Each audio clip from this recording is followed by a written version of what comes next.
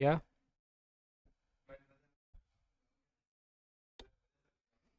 नहीं नहीं।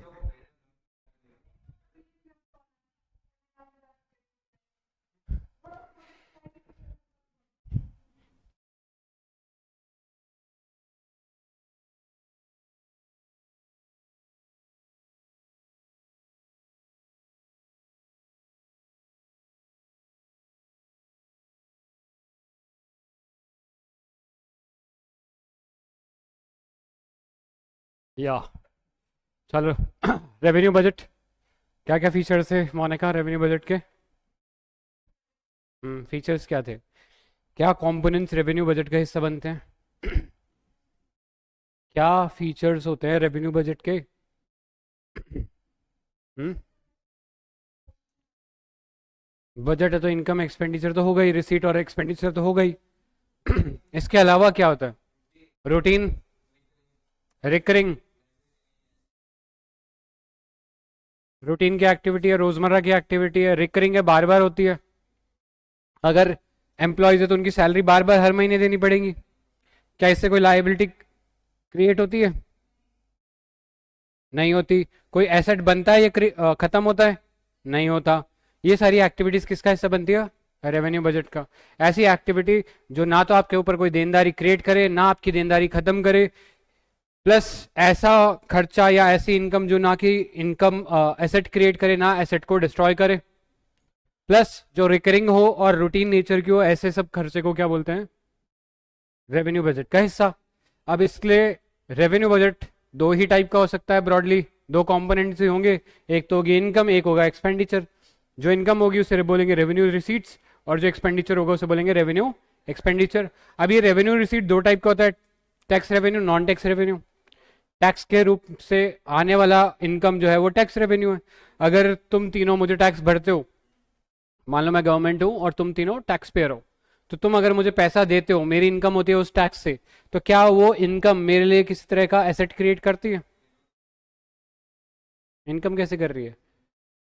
ठीक है, तुमसे अगर मुझे आ रहा है पैसा, तो वो पैसा ऑलरेडी बहुत सारी चीज़ों में खर्च करना है, कोई एसेट नहीं क्रिएट हुआ, ना कोई एसेट खत्म हुआ। ऐसा थोड़ी है तुम टैक्स पे करने के चक्कर में तुम आधे बिक गए। ठीक है, तुमने जो कमाया उसका कुछ हिस्सा मुझे दे दिया। क्या इससे मेरी कोई लाइबिलिटी बन रही है तुम्हारी तरफ? टैक्स मुझे वापस देना चाहिए तुम्हें? नहीं, लोन पे थोड़ी दिया है। टैक्स लेना तो मेरा अधिकार है, डेवलपमेंट करना है गवर्नमेंट का काम, राइट? तो अब ये जो टैक्स रेवेन्यू होता है ये भी दो टाइप का होता है। लास्ट टाइम बताया था डायरेक्ट और इनडायरेक्ट। फर्क क्या होता है मोनिका? हाँ। हम्म हम्म हम्म हम्म। मतलब टैक्स का बर्डन किसी और पे है भरने का, जिम्मेदारी किसी और की है। टैक्स का भार, बर्डन किसी और पे लग रहा है, लेकिन जिम्मेदारी भरने की किसी और की है। इस टाइप के टैक्स क्या कहलाते हैं? Indirect. Example GST. Direct tax का कोई एग्जाम्पल दो मुझे। इनकम। अगर कल को तुमने कोई कंपनी बना ली, तुमने कोई कॉरपोरेट बना लिया, तो उसका कॉरपोरेट टैक्स भी तो जाएगा। प्रॉपर्टी टैक्स, तुम्हारी प्रॉपर्टी तुम भरो। ठीक है, डायरेक्ट टैक्स का एग्जाम्पल है। क्लियर? और ये क्योंकि गवर्नमेंट की कोई लायबिलिटी ना तो क्रिएट करते हैं ना खत्म करते हैं, इसलिए ये कहाँ पे जाता है? टैक्स रेवेन्यू में। अब नॉन टैक्स रेवेन्यू भी होता है। नॉन टैक्स रेवेन्यू में बताया था प्रॉफिट। अगर कोई सरकारी कंपनी है पैसा कमाती है, तो वो पैसा कमाने का जो मेजर हिस्सा है उसके मालिक को जाएगा, तो उस केस में प्रॉफिट। लेकिन अगर मान लो वो कंपनी लिस्टेड है शेयर मार्केट पे, इसका मतलब उसके कई हिस्सेदार है, कई ओनर्स है, तो ऐसे में उन ओनर्स के बीच में प्रॉफिट का क्या बचेगा? हिस्सा। इसे क्या बोलते हैं? डिविडेंड। अगर एल का मैंने आज शेयर खरीद रखा है, एल ने पैसे कमाए, तो उस पैसे में जो कमाए हैं, प्रॉफिट कमाया, उसमें से कुछ हिस्सा मुझे वो देगी as form of dividend. Interest on loan. अगर मान लो मैं कोई गवर्नमेंट हूँ, मैं सेंट्रल गवर्नमेंट हूँ और तुम लोग स्टेट गवर्नमेंट हो, मैंने तुम्हें उधार दिया पैसा, राइट? तुमने उधार लिया है पैसा, देनदारी तुम्हारी बनती है। मेरे लिए वो उधार क्या है? मेरे लिए उधार क्या है जो मैंने तुम्हें दिया है? एसेट है। क्यों एसेट है मोनिका?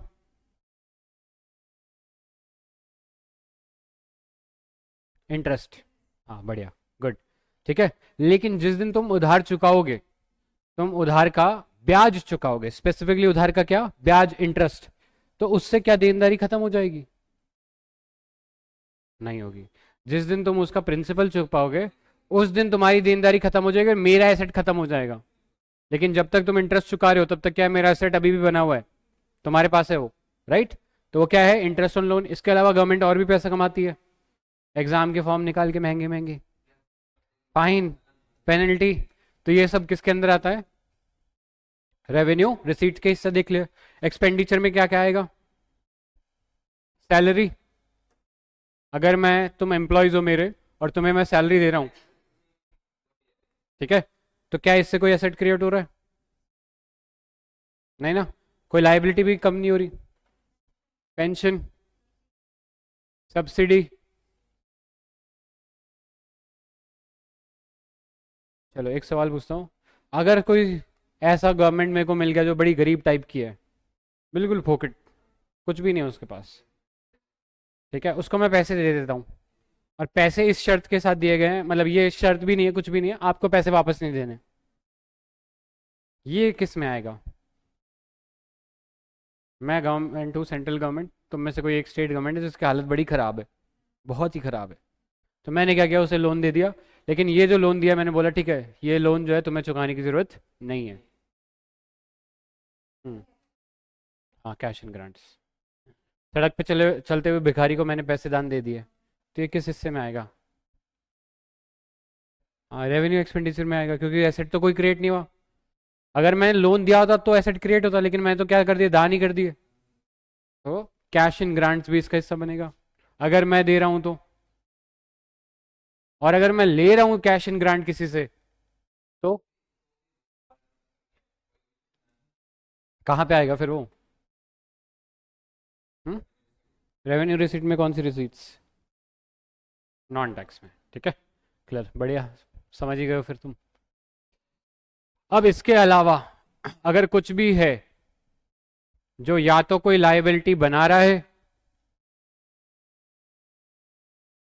या घटा रहा है, या फिर एसेट बन रहा है या घट रहा है, तो किसके अंदर आएगा? कैपिटल बजट का हिस्सा बनेगा।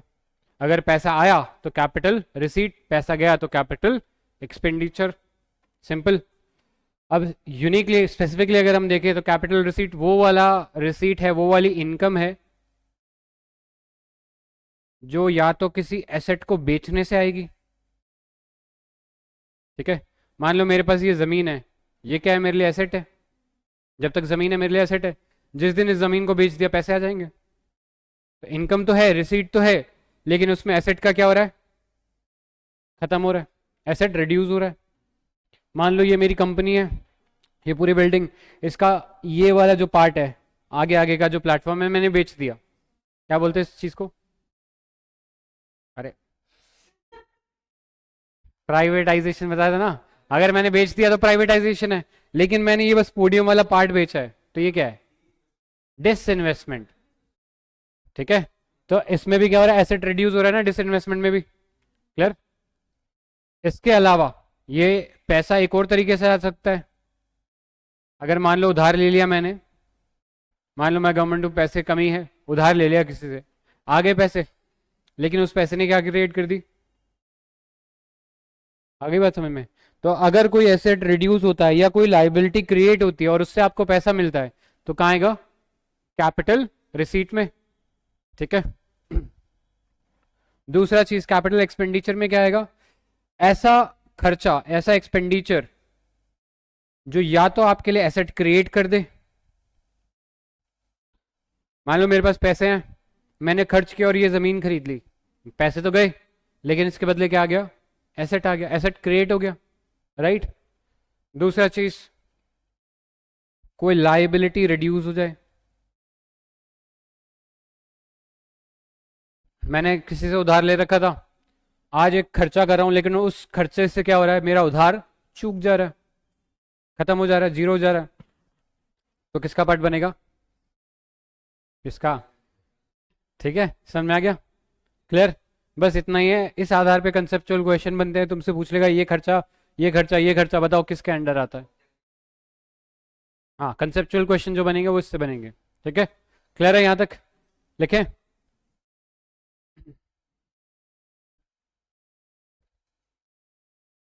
लिखो classification of receipts.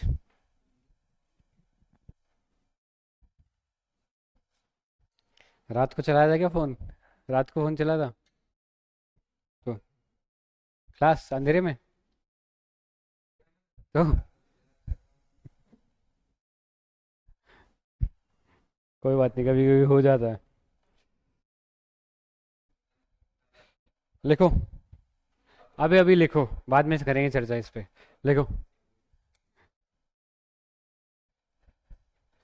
Classification of receipts, revenue receipts.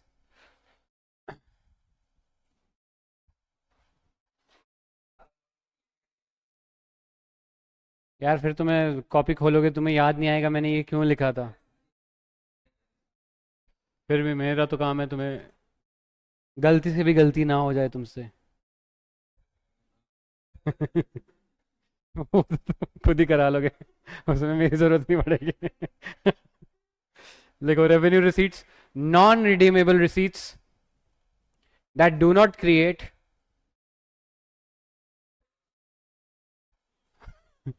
तो भी यार वहां से दिखना चाहिए तुम्हें।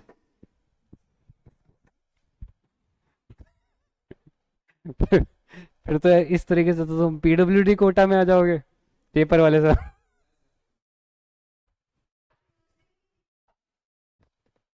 नहीं, चश्मे का नंबर चेंज हो गया, फिर चश्मे का नंबर चेक कराओ।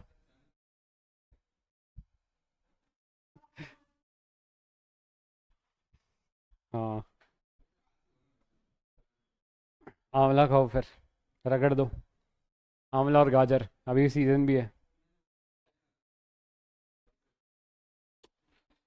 पालक की सब्जी में थोड़ी होता है, विटामिन ए चाहिए। विटामिन ए चाहिए आंखों के लिए। ए ए, मैं यही बोल रहा हूँ, तुम्हें यही सुनाई दे रहा, तुम्हारे कानों में भी गड़बड़। लिख लो फटाफट।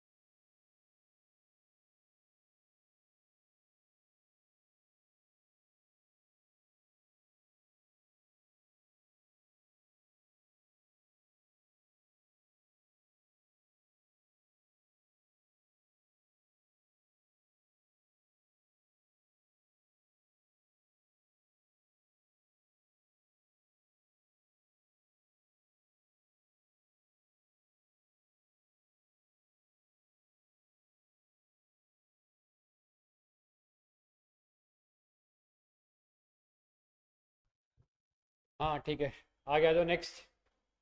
ये भी लिख डालो, क्लासिफिकेशन ऑफ एक्सपेंडिचर। यही सब जो लिखा हुआ है ना कंटेंट, यही तुम्हें आंसर में उसमें पूछ लेगा। अच्छा ये बताओ, सॉफ्टवेयर अपग्रेड किया है, कंप्यूटर इंफ्रास्ट्रक्चर बनाया, किस तरह का खर्चा? आपको बताना पड़ेगा कि देखो ये कैपिटल एक्सपेंडिचर, कैपिटल बना, एसेट्स क्रिएट हुआ है। ठीक है।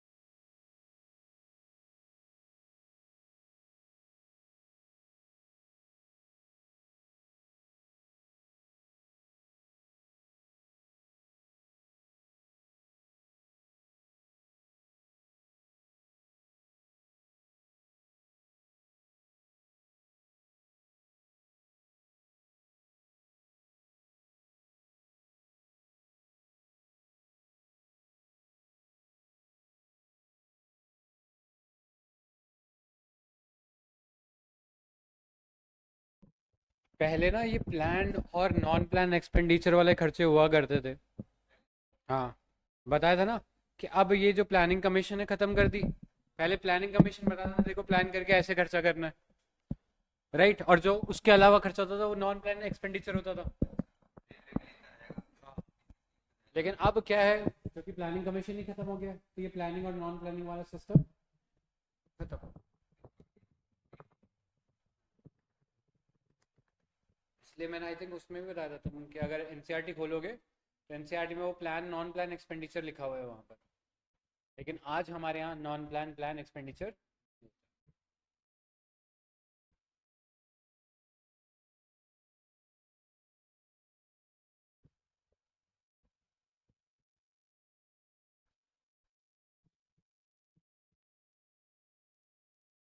क्या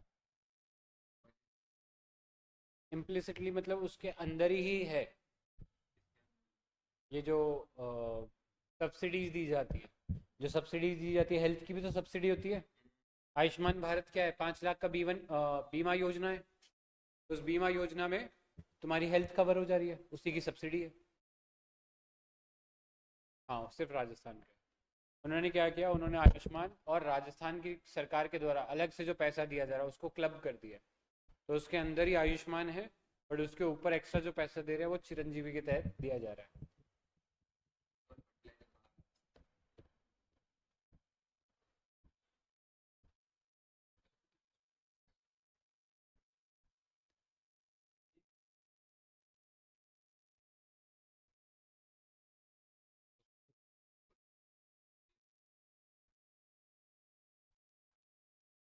मेंस में पेपर लिखना पड़ेगा 7 मिनट।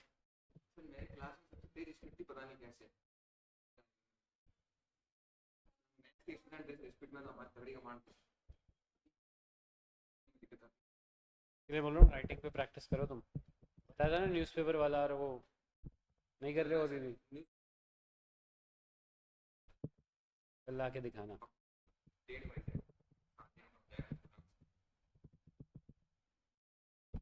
डन, बढ़े आगे।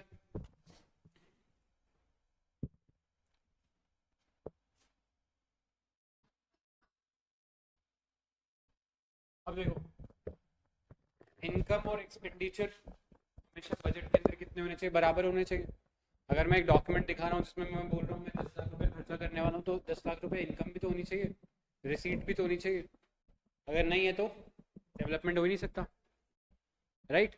बट रियलिटी में देखो, खासकर इंडिया जैसे देश जहाँ पर बोल सकते हैं डेवलपिंग कैटेगरी में हम लोग, डेवलपमेंट की बहुत गुंजाइश है। ऐसे में अगर तुम्हारी इनकम ना भी हो तो तुम उधार लेके अगर डेवलपमेंट करते हो तो अच्छी चीज़ है ना। तो कायदे से देखा जाए तो हर बार बात करें तो आपके पास पैसे की पूर्ति हमेशा नहीं रहेगी। कई बार आपकी इनकम से ज़्यादा आपका एक्सपेंडिचर होगा, और जब आपका इनकम से ज़्यादा एक्सपेंडिचर होगा इसका मतलब आपका कौन सी सिचुएशन में हो, घाटे में हो। इंग्लिश में सिचुएशन क्या बोलते हैं, डेफिसिट। अब डेफिसिट भी बहुत सारे टाइप के होते हैं। आप रेवेन्यू डेफिसिट हो सकते हो, मतलब आपकी जो रोजमर्रा की कमाई है उससे ज्यादा आपके रोजमर्रा के खर्चे। मान लो आप एक इंडिविजुअल लेवल पे समझते हैं, ठीक है, क्या मान लो तुम लोग रोज सब्जी, साबुन, तेल, पीने के लिए पानी वगैरह, ये रोजमर्रा की तुम्हारी जरूरतें हैं, राइट। और तुम कोई काम करते हो, कोई लेट्स से दुकान चलाते हो तुम, उससे तुम्हें इनकम आती है। अगर मान लो ऐसी सिचुएशन आ जाए कि तुम्हारे रोजमर्रा के खर्चे ही तुम्हारे जो वर्क है उससे वो पूरे ही नहीं हो रहे,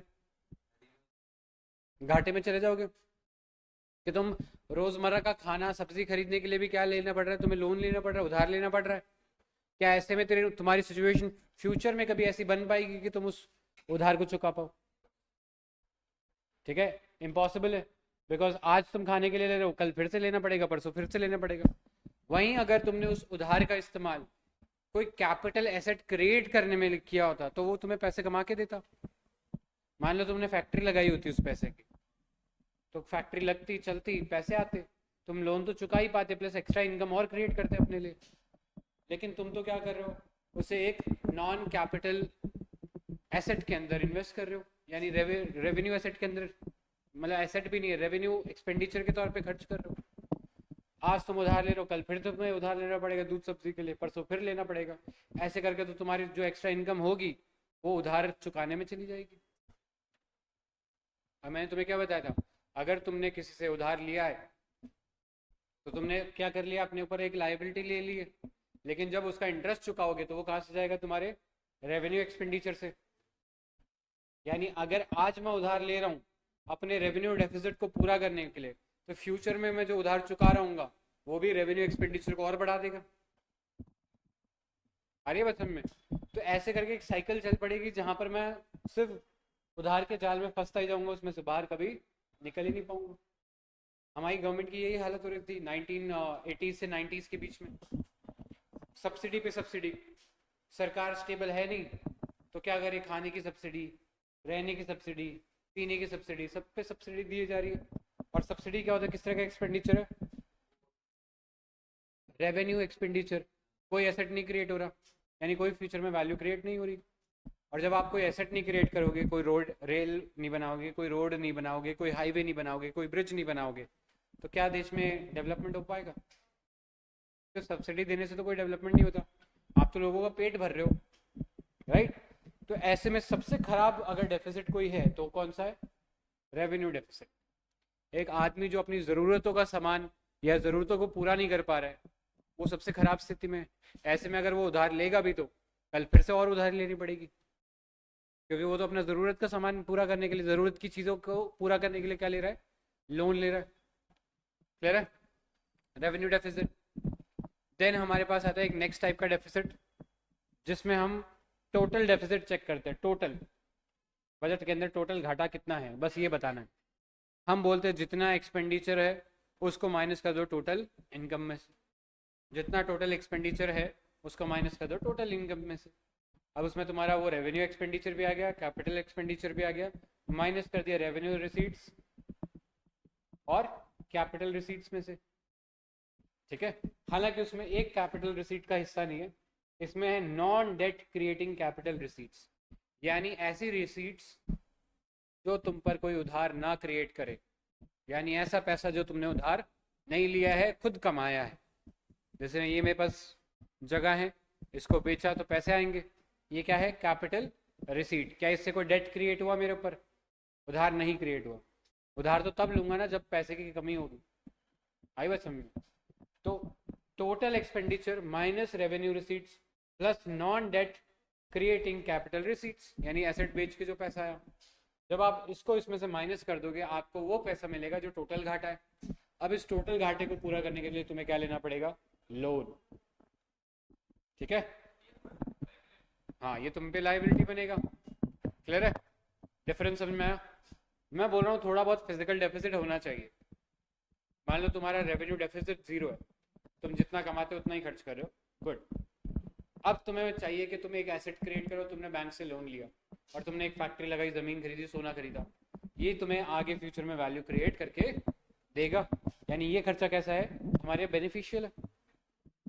लेकिन तुम तो ये कह रहे हो, नहीं मेरे को तो आईफोन लेना है जी, उसके लिए मैं ईएमआई पे उधारी चढ़ा लूंगा अपने ऊपर।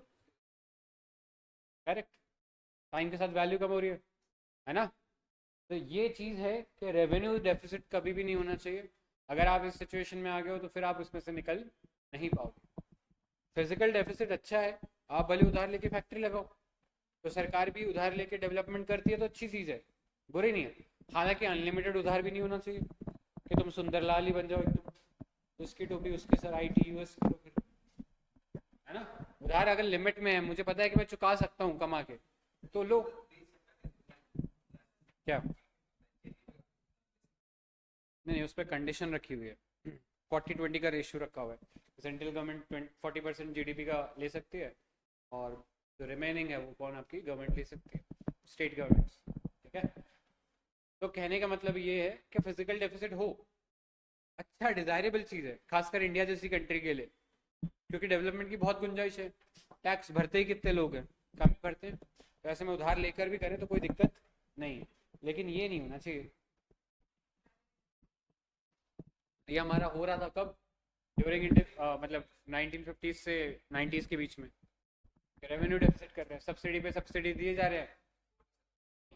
अब क्या होगा, जो एक्स्ट्रा पैसा भी होगा ना तुम्हारे पास, कहीं से तुमने मान लो कोई घर गिरवी बेच भी दिया, मान लो तुम जरूरत के सामान के लिए क्या कर रहे हो, अपना कैपिटल बेच रहे हो, हाँ एक टाइम के बाद तो खत्म हो जाएगा, फिर क्या करोगे? तुम्हारे पास कोई नया पैसा तो क्रिएट नहीं होगा, उल्टा उधारी में और चले जाओगे, और वो उधारी तुमसे कभी चूकने नहीं वाली।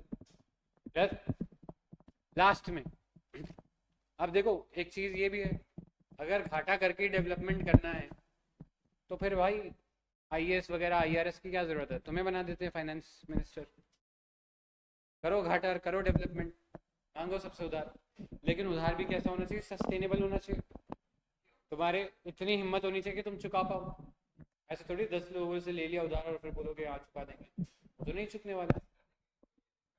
वो तो फिर वो टोपी घुमाता रहेगा, जो अगर ऐसा कर रहा है कि इससे लिया उधार, करते भी हैं, एक क्रेडिट कार्ड लिया, उससे दूसरे का बिल चुका रहे हैं, दूसरे से तीसरे का चुका रहे हैं, और ऐसे वो घुमाता ही जा रहा है, कभी उस सर्कल से बाहर ही नहीं निकल पाएगा। ठीक है? तो ऐसे में जो गैर ज़रूरी खर्चा होता है उसको अवॉइड करो, जो इंपॉर्टेंट है, खासकर कैपिटल एक्सपेंडिचर बड़ा इंपॉर्टेंट है, वो आपको करना चाहिए। ठीक है? तो कई बार लोग आलोचना करते हैं, अपोजिशन आलोचना करती है गवर्नमेंट की, कि आप देखो बहुत ज़्यादा घाटा कर रहे हो, आगे फ्यूचर में आने वाली गवर्नमेंट इस घाटे को सह नहीं पाएगी। आप तो घाटा ही कर रहे हो, तो आप तो फिर क्या, उसमें कोई दिमाग तो है नहीं, घाटा करके तो किसी गधे को भी बैठा दो आप, डेवलपमेंट वो भी कर लेगा, लेकिन वो उससे प्रॉब्लम है, अगर मैं ज़रूरत से ज़्यादा घाटा कर रहा हूँ। हाँ, दूसरा चीज़,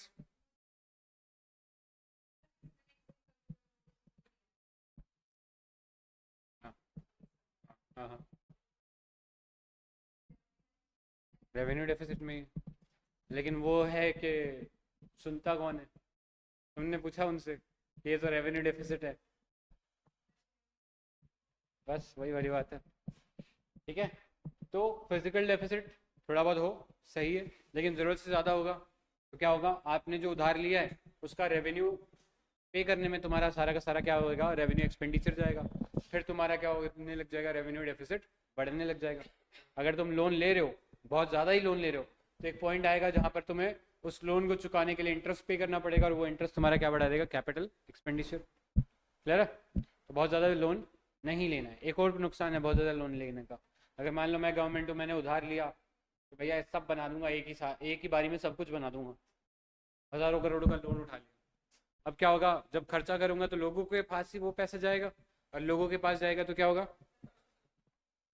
अरे लोगों के पास पैसा जाएगा, मनी सप्लाई बढ़ेगा, लोगों के पास पैसा गया, मनी सप्लाई बढ़ा, इसका प्रभाव क्या पड़ेगा, महंगाई, फिर कंट्रोल में नहीं आएगी।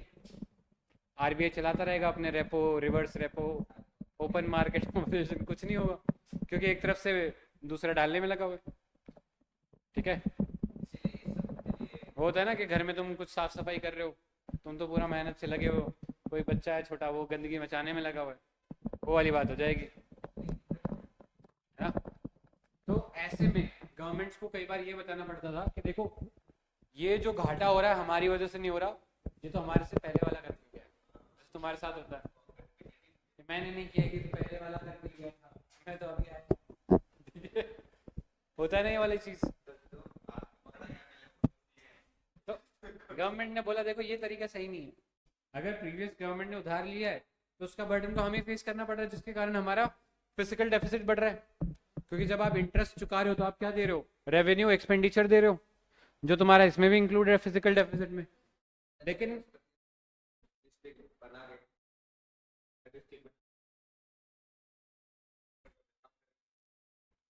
हाँ, वो अलग मुद्दा, वो फिर पॉलिटिक्स भी इन्वॉल्व है, लेकिन हाँ वो मैनेजेबल था और अच्छा तरीका था वैसे। ठीक है, चलो, तो फिजिकल डेफिसिट प्रॉब्लम है अगर बहुत ज़्यादा हो जाए, और ऐसे में गवर्नमेंट की कई बार आलोचना होगी कि आप बहुत ज़्यादा डेफिसिट कर रहे हो, घाटा खा रहे हो, आने वाली फ्यूचर गवर्नमेंट इसको पे नहीं कर पाएगी, महंगाई अनकंट्रोलेबल हो जाएगी।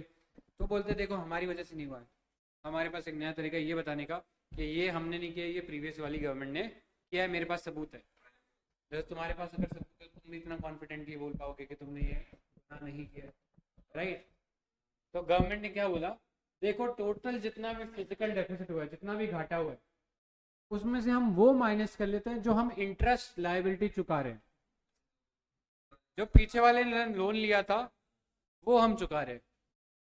इसका मतलब हमने कितना घाटा किया है वो आपको इस फॉर्मूले से पता लग जाएगा। इस घाटे को क्या बोलते हैं, प्राइमरी डेफिसिट। यार तीनों के बीच में डिफरेंस चलो लिख लो इसको, मेजर्स ऑफ गवर्नमेंट डेफिसिट।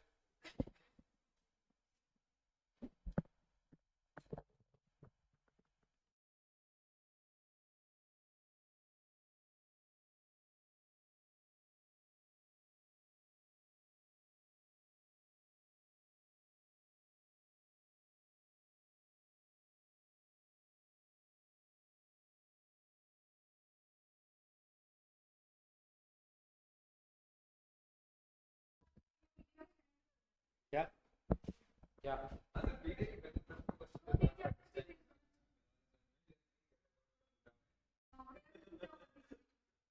चलो नेक्स्ट मुद्दा, डेफिसिट बजट के फायदे और नुकसान।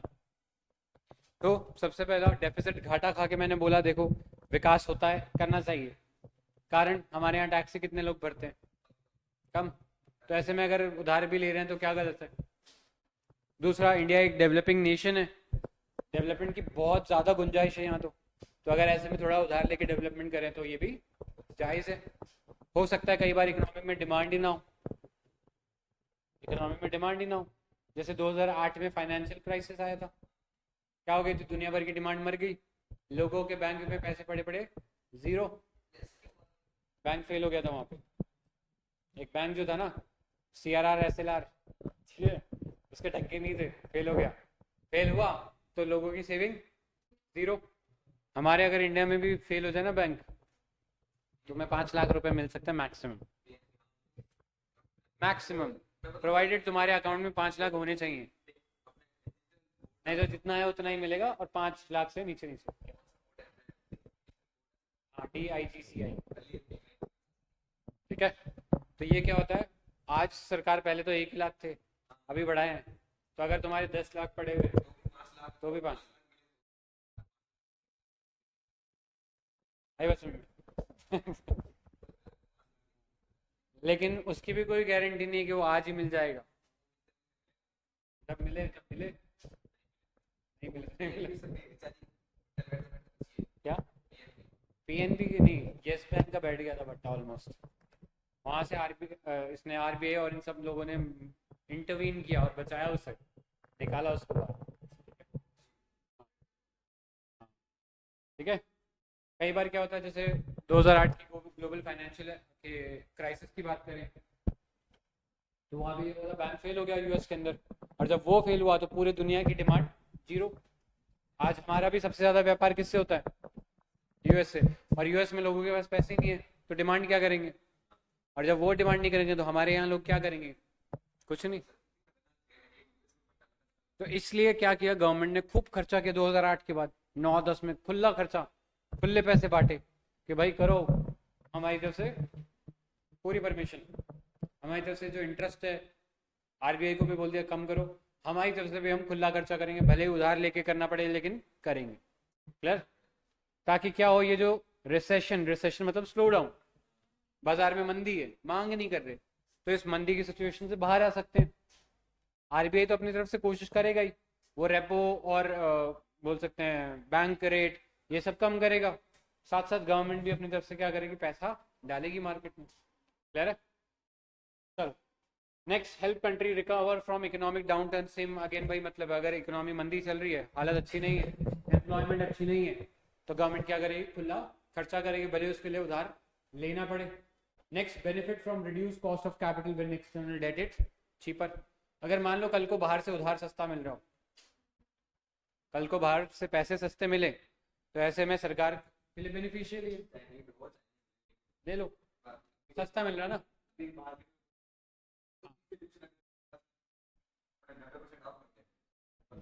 कल मैं मार्केट में जा रहा था इधर ही हमारे वैशाली के अंदर, तो उसमें एक पिकअप ट्रक आया, उस पर लिखा हुआ था हमारी तरफ से पहल, ये 300 रुपये की डायरी, 300 पेज की डायरी 60 रुपये में, और जैसे ही आके खड़ा हुआ भीड़ लगी उस पर, जबकि वो रोड खाली रहता है, कोई नहीं होता, लेकिन वो 300 पेज की किताब के चक्कर में कि 60 रुपये में मिल रही है, सब खड़े हो गए। आ रही बस समझ में। तो कहने का मतलब ज़रूरत थी नहीं थी, लेकिन हाँ कल को पड़ जाए तो ले लो। वो IAS RS उस पर लिखा हुआ था, खाली थी, अंदर कुछ नहीं था। लेकिन वो वाली चीज़ है ना कि हाँ कॉपी रजिस्टर मिल रहा है, सस्ता ही था, खड़े हो गए सारे लेने। ठीक है। Next, key funding method for development in countries with low tax to GDP ratio. हमारे जो GDP है उसकी तुलना में टैक्स भरने वाले लोग कम है, उसकी तुलना में टैक्स आना जो है ऑब्वियसली कम है। अगर वहीं आप कंपेयर करो US वगैरह को, वहाँ पर सरकार को इतना उधार लेना ही नहीं पड़ता, क्योंकि लोग टैक्स भरते, ठीक है, हमारे यहाँ पे है ही। खेती बाड़ी की इनकम दिखा दी, टैक्स इवेजन बोलते हैं, जब आप जानबूझ के टैक्स चोरी करो तो क्या कहलाती है, टैक्स इवेजन। लेकिन अगर तुम लीगल लूपहोल्स निकाल लो, अच्छा ये खर्चा ऐसा नहीं वैसा दिखा दूंगा, पैसे बचा दूंगा, करते हैं ऐसे लोग, इसको बोलते हैं टैक्स अवॉइडेंस। दो टर्म है, टैक्स इवेजन, टैक्स का चुराना, दूसरा टैक्स अवॉइडेंस, हमारे यहाँ दोनों ही होते हैं। समझ आ गया एडवांटेज। लेकिन डिसएडवांटेज क्या है, ले रहे हो बहुत ज़्यादा ले रहे हो, अब आपका खर्चा जो इंटरेस्ट पेमेंट पे होगा वो भी बढ़ेगा, और इंटरेस्ट पेमेंट किस तरह का खर्चा होता है, रेवेन्यू एक्सपेंडिचर, और कोई एसेट क्रिएट करता है नहीं। फ्यूचर में भी तुम्हारा क्या होगा, जो कैपिटल से पैसा आएगा, कैपिटल रिसिप्ट से, वो भी हो सकता है इस रेवेन्यू एक्सपेंडिचर में चला जाए। ठीक है। Creates a vicious cycle of debt. Vicious मतलब जहरीला, डेंजरस, ठीक है। विशियस साइकिल ऑफ डेट मतलब कि अब जो तुमने उधार लिए रखा है वो सारा का सारा पहले वाले के इंटरेस्ट में चुकाने में चला जा रहा है। ऐसे में होगा क्या, तुम्हारा रेवेन्यू एक्सपेंडिचर बढ़ेगा, तुम्हारा रेवेन्यू डेफिसिट बढ़ेगा, उसको पूरा करने के लिए भी तुम्हें क्या लेना पड़ेगा, उधार लेना पड़ेगा, और तुम एक डेट की साइकिल में फंसे ही रहे। ITUS इसकी टोपी, उसके सर वो वाला सीन हो जाएगा कि अच्छा आज इससे लोन लिया, अब इसका लोन नहीं चुका पा रहे तो दूसरे देश से लोन लेना पड़ेगा, उसका नहीं चुका पा रहे तो तीसरे से लेना पड़ेगा। जो अभी श्रीलंका की हालत हो गई थी या पाकिस्तान की हालत हो गई थी कि पहले तो चाइना से खूब लोन लिया मजे मजे में।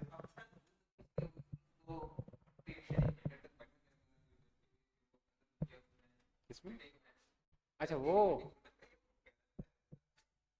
हाँ ये अभी कल परसों की बात है। वो तीन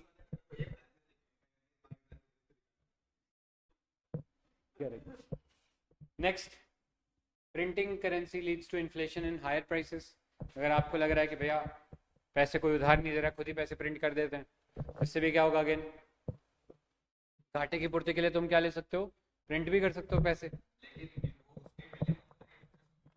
क्योंकि तुमने क्या कर दिया, मार्केट में मनी सप्लाई बढ़ा दिया, उससे क्या हो जाएगा, इन्फ्लेशन हो जाएगा। Correct. Less revenue available for development and job creation. अगर तुमने जरूरत से ज़्यादा उधार ले रखा है, तुम्हारा क्या जा रहा है, रेवेन्यू एक्सपेंडिचर, तुम्हारा एसेट कोई क्रिएट ही नहीं होगा। जब एसेट क्रिएट नहीं होगा, रोड्स नहीं बनेंगे, हाईवेज नहीं बनेंगे, ब्रिजेस नहीं बनेंगे, तो डेवलपमेंट भी नहीं होगा, डेवलपमेंट नहीं होगा तो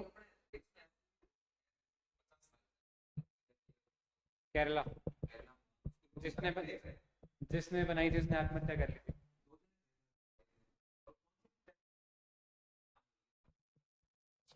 पता नहीं यही वाली है, तो उसने उसने बनाया था, आज तक वो रोड बड़ी है, एग्जाम्पल भी दिया, लेकिन जिसने बनाई थी वो मर गया, आत्महत्या कर ली, पैसे नहीं मिले उसे। 1990 की बात है तो ठीक है। तब 10 लाख भी बहुत थे।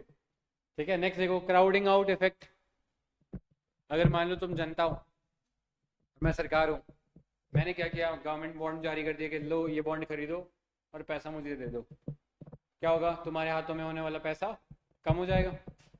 अब ऐसे में गवर्नमेंट के अलावा भी तो लोग कंपनीज होती हैं, प्राइवेट कंपनीज होती हैं, वो पैसा कहाँ से लाए, उसको पैसा कहाँ से मिलता, बैंकों से मिलता, लेकिन बैंकों के पास तो खुद के पास नहीं है, जनता के पास पैसे नहीं है।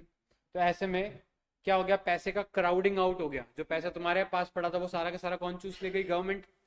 तो ऐसे में जो प्राइवेट कंपनीज होंगी इनको क्या नहीं मिलेगा, लोन इजीली, या लोन मिलेगा तो कैसा मिलेगा, महंगा मिलेगा। इस इफेक्ट को बोलते हैं क्राउडिंग आउट इफेक्ट।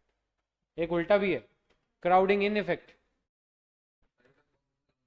नहीं नहीं, मैंने क्या किया, मैं सरकारों में खुला खर्चा कर रहा हूँ, राइट, हाँ, प्राइवेट से भी सस्ता दे रहे हैं। नहीं, प्राइवेट मरेगी नहीं, इसमें क्या होगा, फायदा होगा कि मान लो मैंने रोड बनाई, अब प्राइवेट सेक्टर के लिए भी आसान है कि वो यहाँ पर अच्छा रोड बन गई है तो उसके फायदा है, तो क्या करेगा, पैसा खुद भी पुल इन कर देगा, डेवलपमेंट करेगा। क्राउडिंग आउट का मतलब क्या है, पैसा निकाल लेना। लेकिन अगर सरकार कोई रोड बनाती है तो वहाँ पे प्राइवेट सेक्टर को भी क्या होता है, फायदा होता है, वो भी क्या करता है, डेवलपमेंट करता है। ठीक है, नेक्स्ट देखो, government complacency in creating new finance method. वो दिमाग ही नहीं लगाएगी, सीधा उधार मांगो, काम खत्म करो, और नए नए तरीके नहीं आएंगे मार्केट में। ठीक है, नए नए तरीके इन द सेंस कि आपने पैसा कमाने का कोई नया तरीका ढूंढा, वो चीज़ इनोवेशन आएगी नहीं। जैसे अभी हमारे यहाँ पे क्या कर रहे हैं, एसेट मोनेटाइजेशन कर रहे हैं। सरकार ने बोला अच्छा BSNL के पास इतनी ज़मीन खाली पड़ी है, रेलवेज के पास बहुत खूब ज़मीन खाली पड़ी है, पटरियों के पास, तो अब क्या कर रहे हैं, उस ज़मीन को बेच रहे हैं, तो उससे क्या होगा, पैसा आ रहा है।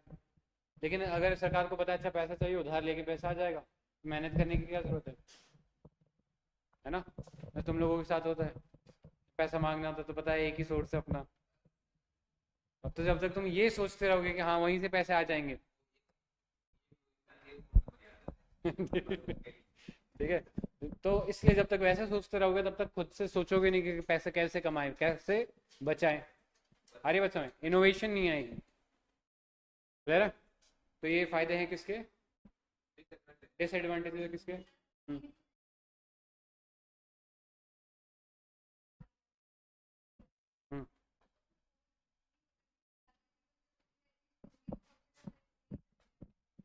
हाँ वो तो है, वही वही।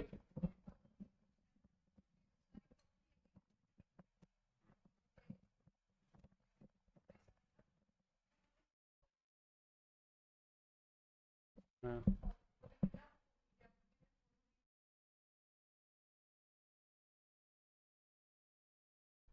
है, एग्रीकल्चर का यही तो फायदा है।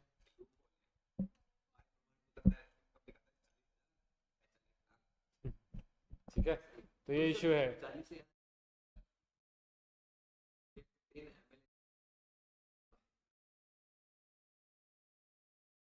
होना ही चाहिए। ये तो कुछ भी नहीं है, एक से ही पकड़ा गया है, वो पता नहीं कितनों से मांग रहा होगा वो। ठीक है, ये इशू है, समझ में आ गया? इसका ले लिया फोटो।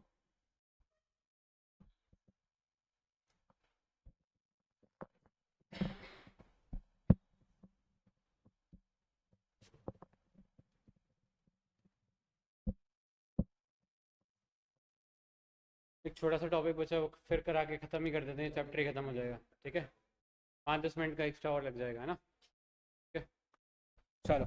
अब ये तो तुम्हें समझ में आ गया, घाटा करके डेवलपमेंट करना तो बहुत आसान है, लेकिन ज़रूरत से ज़्यादा घाटा हानिकारक है।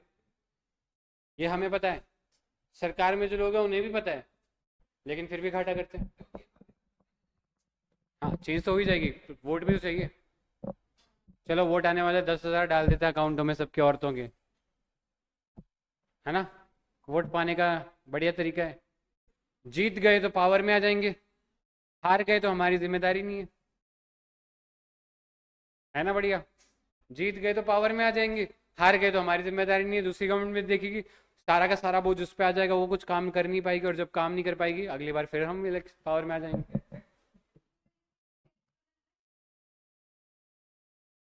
हाँ, करेक्ट।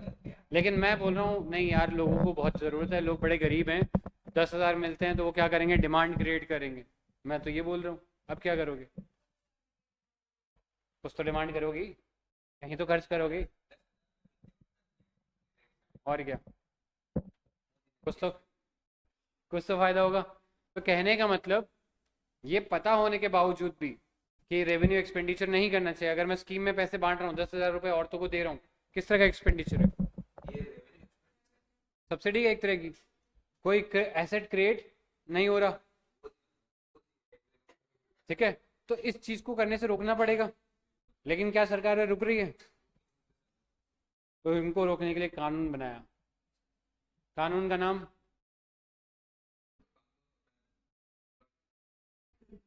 FRBM। कुछ तो होता है ना एटलीस्ट, हाँ ये तो पता है कानून है, कुछ तो उसकी मर्यादा रखेंगे।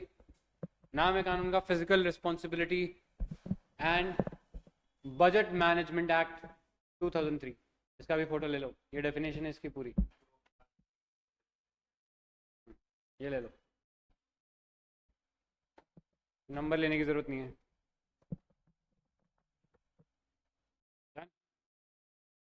अब क्या क्या बोल रहा है ये कानून, इसको समझो। कीवर्ड्स देखो, provides responsibility to central government for inter generational equity. Equity क्या होती है भाई? क्या?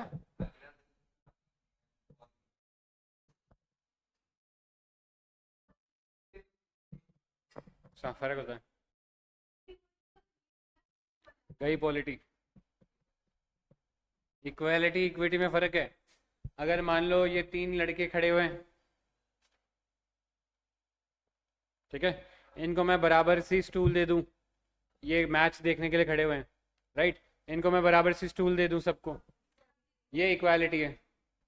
लेकिन मैं देखता हूँ, अच्छा इनमें से ये जो आदमी है सिर्फ ये मैच देख पा रहा, बाकी नहीं दो देख पा रहे, तो मैं क्या कर रहा हूँ, उसको दिखाने के लिए जो स्टूल की हाइट है वो कम ज़्यादा कर दे रहा हूँ। ये है इक्विटी। मुझे रियलाइज हो रहा है कि डिफरेंसेस हैं लोगों में।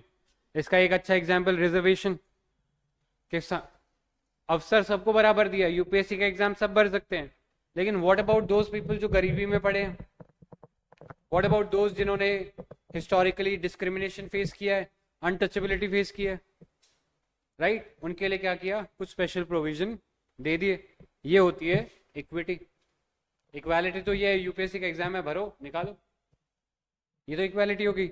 लेकिन जब मैंने रियलाइज किया कि कुछ लोग जो हैं अभी भी पीछे हैं, उनको बराबर में लाने के लिए क्या किया, कुछ एक्स्ट्रा एफर्ट किए, यही इक्विटी है। ठीक है, डिफरेंस क्लियर यहाँ पे।